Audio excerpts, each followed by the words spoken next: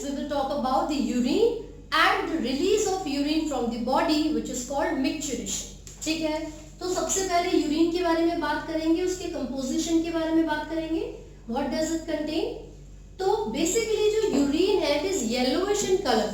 ये कैसा होता है? पेल येलो होता है कलर में. ऐसा इसलिए होता है because it contains a pigment which is called urochrome. उस पिगमेंट का नाम क्या है? यूरोक्रोम. ठीक है, इसके अलावा भी यूरिन के अंदर काफी सारी पिगमेंट्स हो सकती हैं, लेकिन जो मेजर पिगमेंट है वो यूरोक्रोम है.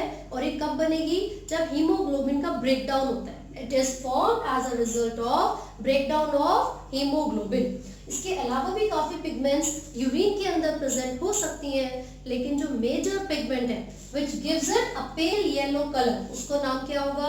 यूरोक्रोम. इसके अलावा यूरोडिथ्रिन वगैरह बहुत सारी पिगमेंट्स हो सकती हैं. देन यू विल सी कि जो यूरिन है इसकी बहुत ही पंजेंट स्मेल यानी कि ओडोर होती है. ठीक है, this is due to the presence of a chemical which is uronil. यूरोनिल.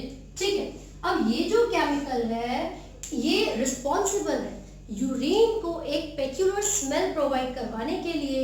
लेकिन अगर कोई पर्सन सफर कर रहा है डिफरेंट टाइप्स ऑफ डिसऑर्डर से, या फिर कोई ऐसा पर्सन है जो बहुत ज्यादा ड्रग्स को या अल्कोहल को कंज्यूम करता है, सो दिस ओडोर में चेंज ऑल्सो. इसमें बहुत सारे चेंजेस भी आ सकते हैं. ये पंजेंट स्मेल में भी कन्वर्ट हो सकती है. वो सिर्फ इसलिए क्योंकि ड्रग्स और अल्कोहल की जो प्रेजेंस है उसकी वजह से यहाँ पर चेंजेस आएंगे. ड्रग्स एंड अल्कोहल में change the smell. Also, it may change the color too. कैसे? जब बहुत ज़्यादा concentration of these chemicals are present in the body, तो वो chemicals alter कर देते हैं यूरिन के कलर को. It may become darker due to the presence of these chemicals. ठीक है, अब यूरिन के अंदर क्या क्या प्रेजेंट होगा भाई? यूरिया प्रेजेंट होगा और वाटर प्रेजेंट होगा, है ना.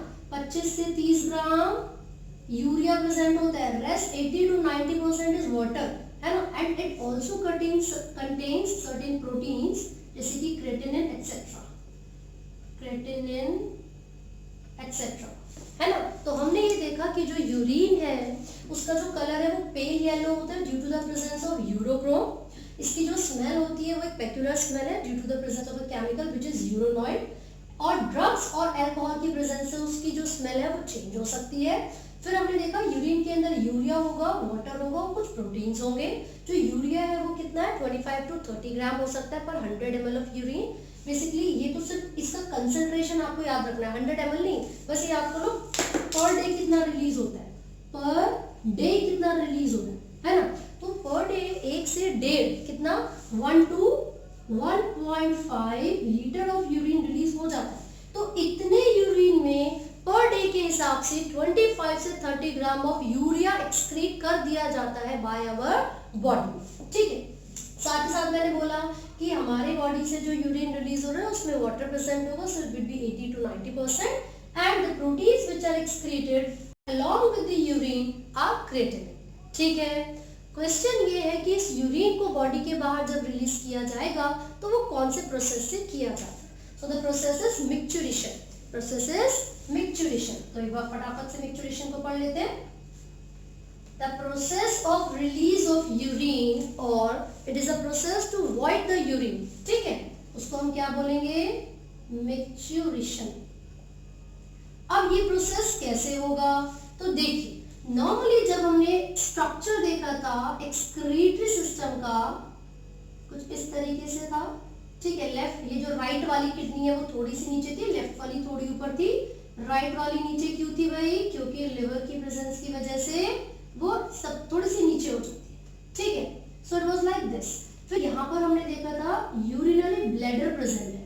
देयर इज यूरिनरी ब्लैडर, और ये जो यूरेटर्स है वो लिटरली खुलते हैं यूरिनरी ब्लैडर के अंदर, इस तरीके से खुलेंगे. अब ऐसे क्यों खुलते हैं? बेसिकली कहीं ऐसा ना हो कि यूरिनरी ब्लैडर के अंदर जो यूरिन आपके स्टोर किया गया है वो वापस फ्लो कर जाए. राइट, सो इसका मतलब ये हुआ to prevent the back flow of urine these ureters open laterally. तो ये लेटरली मतलब साइड में इस तरीके से खुलते हैं. कहां पर? यूरिनरी ब्लैडर के अंदर आकर.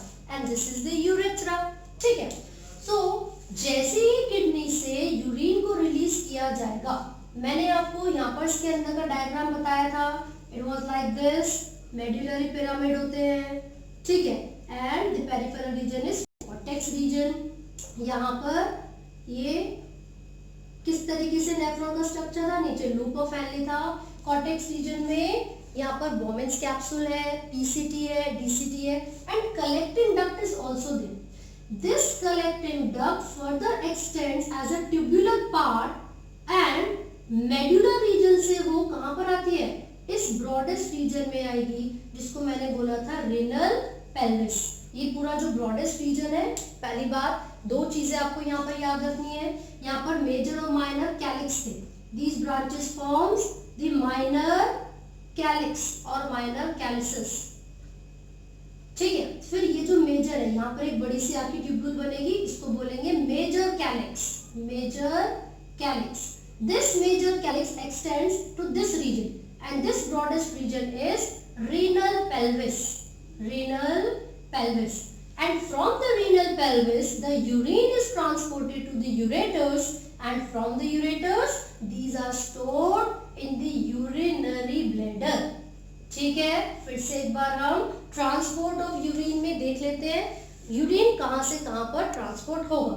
सबसे पहले ये जो नेफ्रॉन में फिल्ट्रेट पूरा बना था, कंसंट्रेटेड हुआ था, तो आपने देखा कि कलेक्टिंग डक्ट तक यूरिन आ गया, ठीक है। These collecting duct further divides into the branches which may also called renal tubules, and these renal tubules further combines with the minor calyces। क्यों भाई, क्योंकि हर कलेक्टिंग डक्ट में से ये रीनल ट्यूब्यूल आई है, तो वो सारी डक्ट्स आती हैं, उनको रीनल डक्ट्स भी कह सकते हैं। ये सभी डक्ट्स आएंगी और माइनर कैलिसेस से जुड़ेंगी। फिर यहाँ पर एक बहुत ही बड़ा सा स्ट्रक्चर होता है जिसको मेजर कैलिक्स कहते हैं। सारी माइनर कैलिक्स मेजर कैलिक्स में आके खुलती हैं, तो सारा का सारा यूरिन मेजर कैलिक्स में आ जाएगा, and from the major calyx it reaches to the renal pelvis, और रीनल पेल्विस से यूरेटर के अंदर। तो सीक्वेंस हमने देख लिया, मैं यहीं पर लिख देती हूँ, कलेक्टिंग डक्ट हो गया, कलेक्टिंग डक्ट। इसके बाद मैंने आपको डक्ट्स बताई, जो रीनल ट्यूब्यूल लाइक स्ट्रक्चर होते हैं उनको कहते हैं ducts of Bellini, ducts of Bellini, right. फिर उसके बाद minor calyces, then major calyx, then renal pelvis, then ureter. Ureter से कहा जाती है यूरिनरी ब्लैडर, यूरेटर से urinary bladder, and then urethra. Urinary bladder के बाद यूरिथ्रा के थ्रू बॉडी के बाहर ये यूरिन रिलीज हो जाएगा, and the process of release of urine is called micturition, ठीक है। चलो ये तो मुझे पता चल गया कि इस पाथवे से होता हुआ यूरिन यूरिनरी ब्लैडर तक जाएगा, फिर यूरिनरी ब्लैडर से यूरिथ्रा के थ्रू बॉडी के बाहर रिलीज। लेकिन कब होगा ये प्रोसेस, और कौन से ऐसे स्ट्रक्चर्स हैं जो उसको स्टिमुलेट करवाएंगे, ठीक है। तो यहाँ पर आप देखिए, मैंने बोला कि ये यूरेटर्स लेटरली खुलते हैं और यूरिनरी ब्लैडर के अंदर सारे यूरिन को स्टोर कर दिया जाता है, ठीक है। ये यूरिन कब तक स्टोर रहेगा यूरिनरी ब्लैडर में, जब तक वो हाफ फिल्ड नहीं हो जाता, या फिर मोर देन हाफ फिल्ड नहीं हो जाता, ठीक है। जैसे ही वो फिल्ड हो जाएगा, देन सेंट्रल नर्वस सिस्टम से सिग्नलिंग होना स्टार्ट हो जाता है, और यहाँ पर स्फिंक्टर्स प्रेजेंट होते हैं। यूरेथ्रा में एक आउटर स्फिंक्टर होगा और एक इनर स्फिंक्टर। यहाँ पर ये जो स्फिंक्टर्स है ये स्मूथ मसल्स और स्केलेटल मसल्स से बने होते हैं, smooth muscles and skeletal muscles, ठीक है।